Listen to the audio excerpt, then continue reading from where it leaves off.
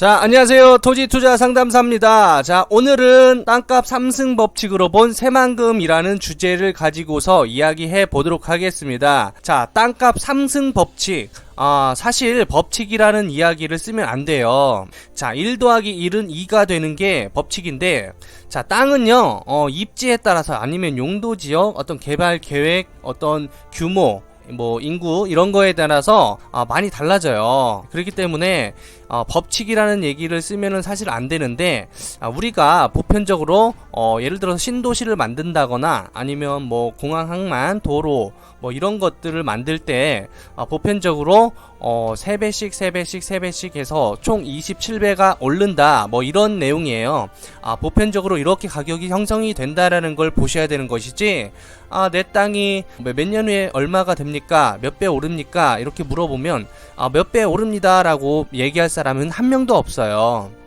왜냐하면 그렇게 안 올라버리거나 더 많이 오를 수도 있는 거죠. 네, 그렇기 때문에 몇 배 오릅니까? 라고 물어본다는 자체가 좀 사실을 맞지 않는다. 저 같은 경우에는 가끔 그런 얘기를 하면은 우선은 토지 가격이 이렇게 형성이 되는데 저는 이렇게 바라보고 있다라고 말씀을 드리지, 이 땅 얼마 오릅니다 이렇게 할 수 있는 사람은 없어요. 네, 신의 영역이죠, 그거는. 네, 이렇게 몇 배 올라간다라고 자신있게 얘기할 수 있는 사람은 없다. 그렇게 얘기하는 사람들은 조금 걸르시는 게 좋습니다. 네, 그렇게 당당하게 얘기할 수가 없는 거예요. 자, 이렇게 가격이 형성된다라는 걸 알고 계시는 것이지, 네, 그렇게 바라보시면 되겠습니다. 자, 그러면 제가 표를 보면서 이야기해 보도록 하겠습니다. 자, 그럼 이 표를 갖고 이야기해 보도록 하겠습니다. 자, 미정인 상태. 자, 시골 땅이 하나가 있습니다. 시골 땅에 제가 여기서 농사를 짓고 이렇게 있습니다. 농사를 짓고 논떼기 밭떼기 농사를 짓고 있는데, 갑자기 땅을 팔아라 이런 이야기를 많이 하죠. 그리고 사람들이 소곤소곤하고 여기에 뭐가 들어온다라는 소문이 돌기 시작을 하게 되었습니다. 자, 그러면서 토지 가격이 살살 올라간다라고 보셔야 돼요. 이때부터 거래가 되기 시작을 하는 거예요. 근데 이때는 본격적인 거래가 아니에요. 네, 본격적인 거래가 아니라, 사실 이 표를 보면은 여기서부터 3승이라고 나오는데 사실 그렇지는 않고요. 자, 여기서부터는 서서히 올라가는 개념이다 라고 보셔야 돼요. 서서히. 네, 서서히 이런 식으로 올라가는 개념이라고 봐야 되지, 여기서부터 3승이다, 그건 아니에요. 그래서 보통 확정 단계에 3승이 있고, 착공 단계 그리고 완공 단계, 요 세 단계가 3승 법칙이라고 얘기를 하는 것이지, 이 단계부터 3승 법칙은 아니다 라고 보시는 게 맞아요. 네, 그래서 이때부터는 조금씩 올라간다 라고 보셔야 되고, 자, 이 단계에서 우리가 토지를 정보를 알고 미리 들어가면은 좋겠죠. 근데 이거는 1급 기밀이에요. 네, 우리가 신도시가 하나 만들어진다, 1급 기밀입니다. 네, 이거 아무나 알려주면 안 되는 거예요. 자, 세종시 때 세종시 개발하기 전에, 확정되기 전에 미리 공무원들은 알고 있었을 거예요. 고위 공무원들은 알고 있습니다. 네, 그분들은 사겠죠. 네, 어떻게 해서든 구입을 할 겁니다. 명의를 돌리든가 해서. 네, 그렇게 되고, 자, 내포 신도시가 들어오기 이전에 충청남도 공무원들은 알고 있었어요. 네, 그래서 땅 사러 다녔습니다.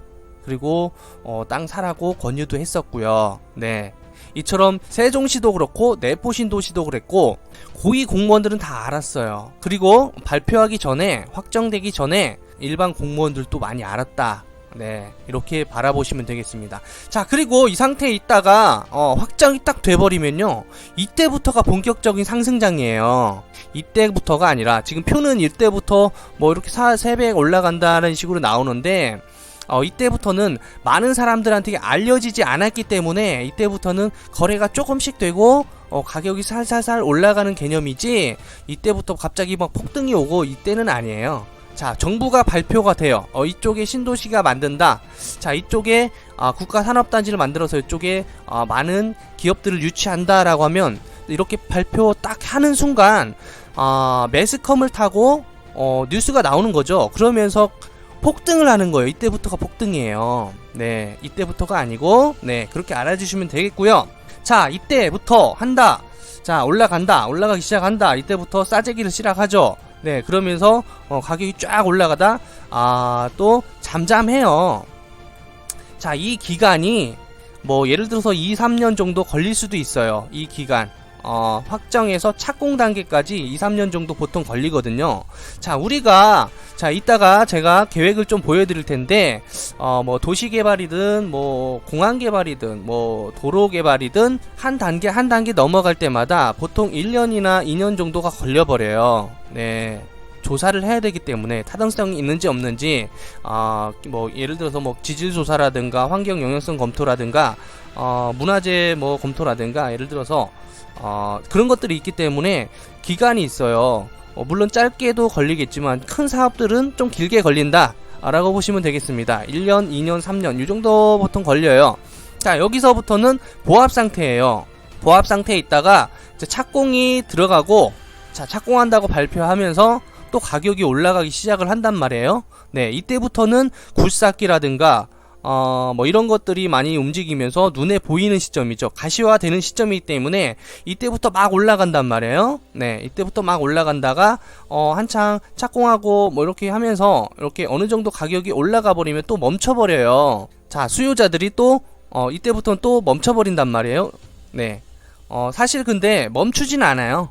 이때는 멈추진 않는데 표상에서는 멈춰있다, 보합상태다라고 나오는데 사실 이때부터 또 이렇게 살살살살 올라가긴 있어요. 네, 이때도 마찬가지로 살살살살 올라가요. 네, 근데 멈춰있다라고 그냥 너무 이렇게 가파른 상승이 없기 때문에 보합상태다라고 말하는데 강보합상태라고 보시면 되겠습니다. 네, 그렇게 해서 완공 단계가 딱 와버리면 또 이렇게 올라가는 거예요. 자, 완공하고서 신도시가 정착을 하는 거예요. 완공을 하고 예를 들어서 뭐 5년 10년 동안 정착을 하는 단계에서도 계속 미비된 데가 또 개발이 되면서 계속 들어오는 것이죠. 네, 개발이 되는 거고, 완공이 됐다고 해서 뭐 다 들어오는 게 아니라 한 번에 다 들어오는 게 아니잖아요. 그 후발주자들이 있다는 거죠. 네, 기업들도 후발 기업들이 들어올 수도 있고 전에 들어오는 기업들도 있고, 자, 도시가 만들어지거나 이렇게 한다면 그에 맞게 기관들 들어오는 게 있고 그 후에 들어오는 기관들도 있는 거예요. 네, 그렇기 때문에 그때도 올라간다라고 보시면 되겠습니다. 자, 그래서 이 표를 잘 보셔야 되고, 그래서 새만금은 발표가 됐잖아요. 당연히 지금 착공 단계예요. 네, 지금 인프라를 조성을 하고 있단 말이에요. 지금요.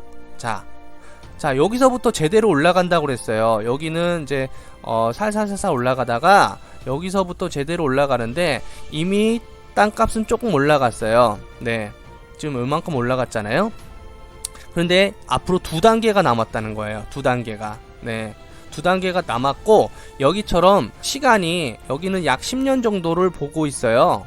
그런데 새만금 같은 경우에는 제가 봤을 때 한 30년 정도는 봐도 된다. 물론 계획상에선 20년으로 나오는데 제가 볼 때는 늦어져요.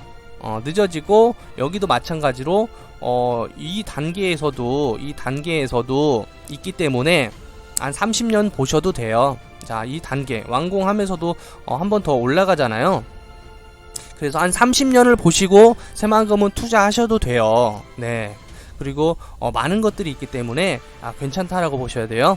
자, 그래서 여기 단계가 착공 단계 새만금은 있다. 그래가지고 착공을 하는데 모두 다 착공하는 거 아니에요. 자, 도시개발은 한 번에 딱 착공을 하면은 막 우후죽순 쫙 올라오는데, 새만금 같은 경우에는 워낙에 큰 사업이고 기간마다 달라요. 예를 들어서 스마트 수변도시 같은 경우에는 이번 연도에 착공을 하잖아요. 네, 근데 철도 계획은 지금 예비적 타당성 검토에 지금 포함이 선정이 되어 있고, 다른 사업들도 그래요. 국제공항도 24년도부터 하고, 뭐 도로도 지금 까는 게 있고 아직 착공이 안 된 게 있고, 그렇기 때문에 착공이라고 해가지고 새만금 같은 경우에 우후죽순 착공을 하는 게 아니에요. 그랬기 때문에 신도시가 만들어지는 개념하고 새만금이 개발이 되는 거랑 약간 달라요. 네, 새만금은 계속 단계별로 오른다고 봐야 돼요. 보통 땅값이 이렇게 3단계로 나눠지잖아요. 이렇게 3단계로 올라간다고 나오는데 새만금은 그래요. 단계별로 이렇게 돼요. 계단 형식으로 이 안에서도 이런 식으로 된다라고 보셔야 돼요. 자, 국제공항이 또 착공이 되면 또 올라갈 테고, 자, 철도가 또 만들어지려고 하면 또 호재가 돌아서 또 올라갈 테고, 네, 뭐 수변도시, 뭐 예를 들어서 뭐 수목원 만들어지거나 예를 들어서 뭐 재생에너지 클러스터가 또 만들어지거나 뭐 이러면은 계속 올라갔다가 보합했다가 올라갔다가 보합했다가 네, 호재에 따라서 가격은 이렇게 생성이 돼요. 왜냐? 수요자들이 또 들어왔다가 잠깐 멈췄다가 들어왔다 멈췄다가 이게 형성이 되는 거예요. 네, 그렇게 바라보시면 되겠습니다. 그래서 새만금은 2단계에 있다. 착공 단계에 지금 있으니까 올라갈 기간이 사실 제가 봤을 때는 아직까지도 3단계가 남았다라고 봐야 돼요. 지금 여기에서 1단계, 2단계, 3단계라고 하는데 자, 완공하고서도 한번 더 오르거든요. 3단계는 남았다라고 무조건 보셔도 돼요. 자, 그렇게 보시면 되겠고요.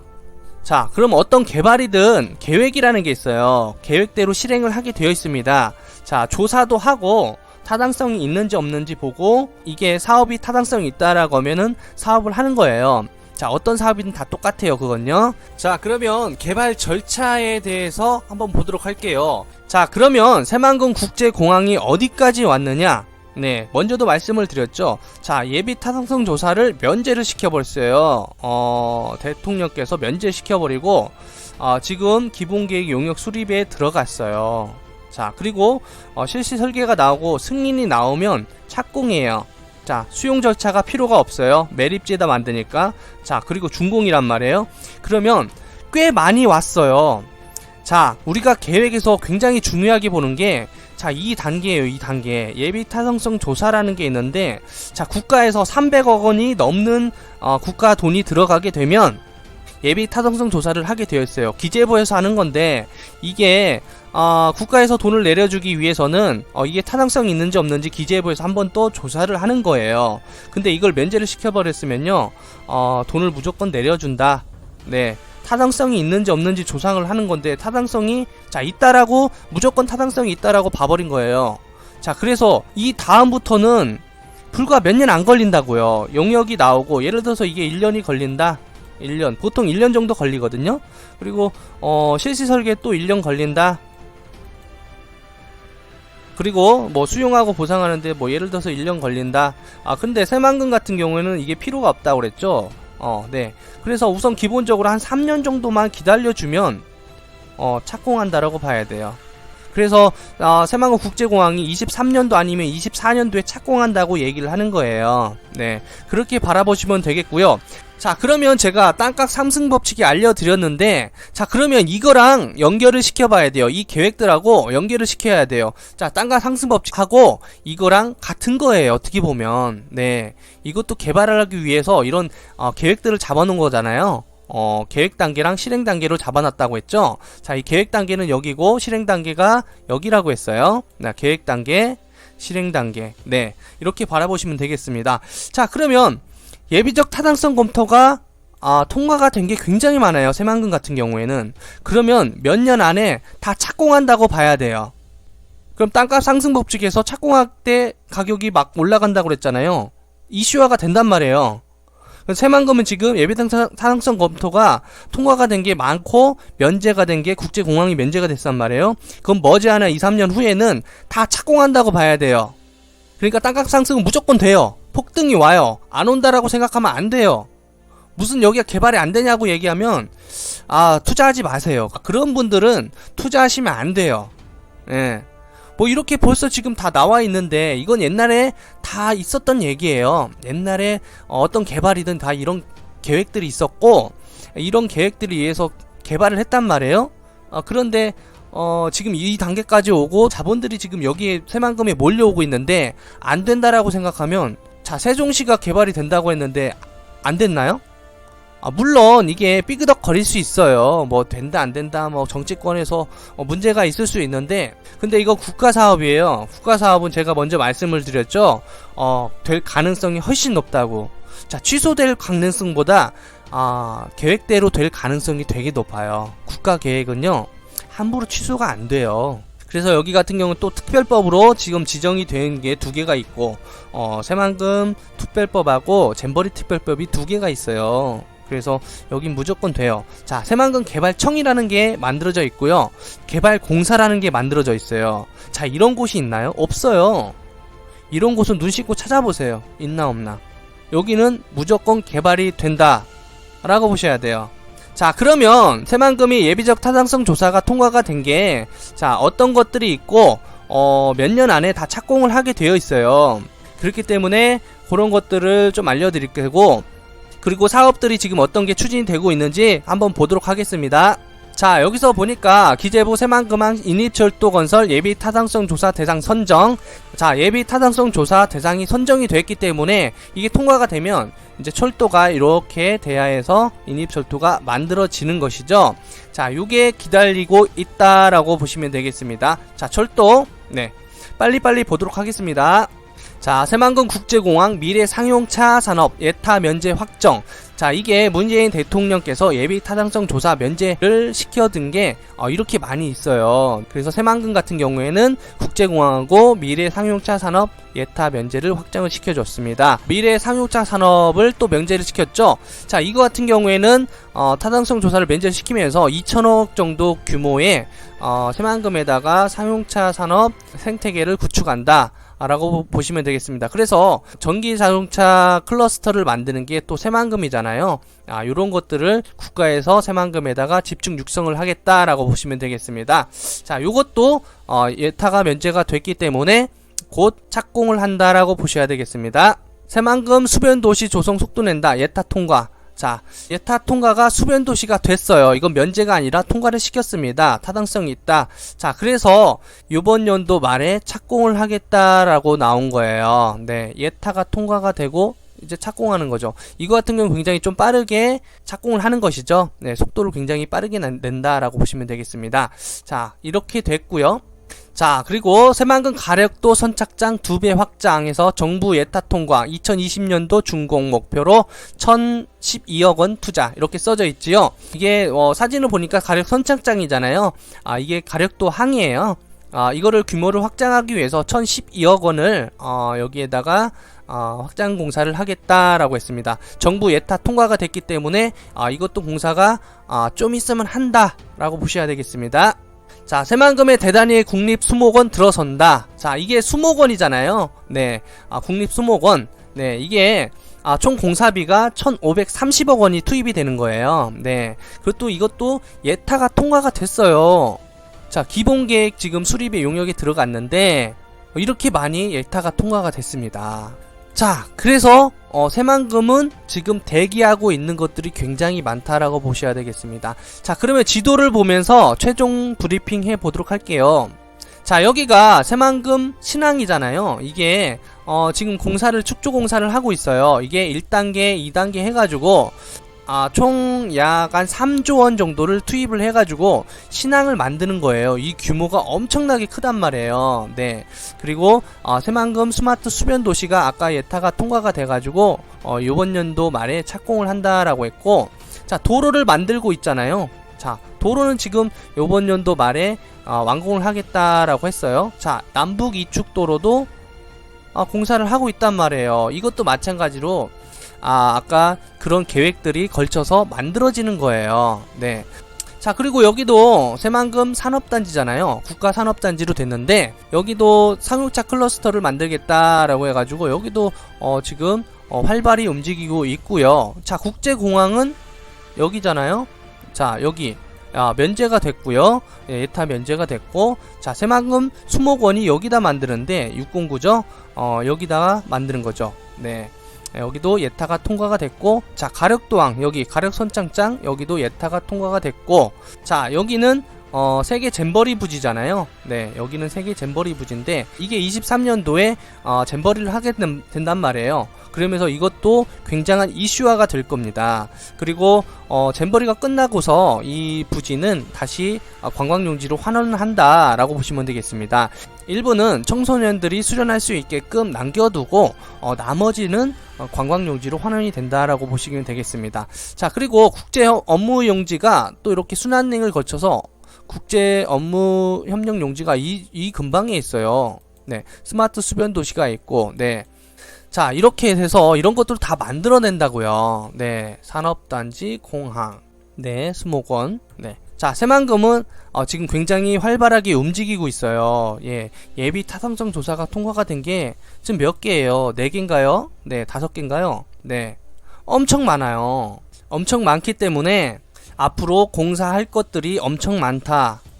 자, 그래서 착공이 시작이 되면 땅값은 계속 오른다라고 보셔야 돼요. 네, 이렇게 아직까지도 세 단계가 남아 있다는 게 맞아요. 네, 그렇기 때문에 여러분들은 주저하지 마세요.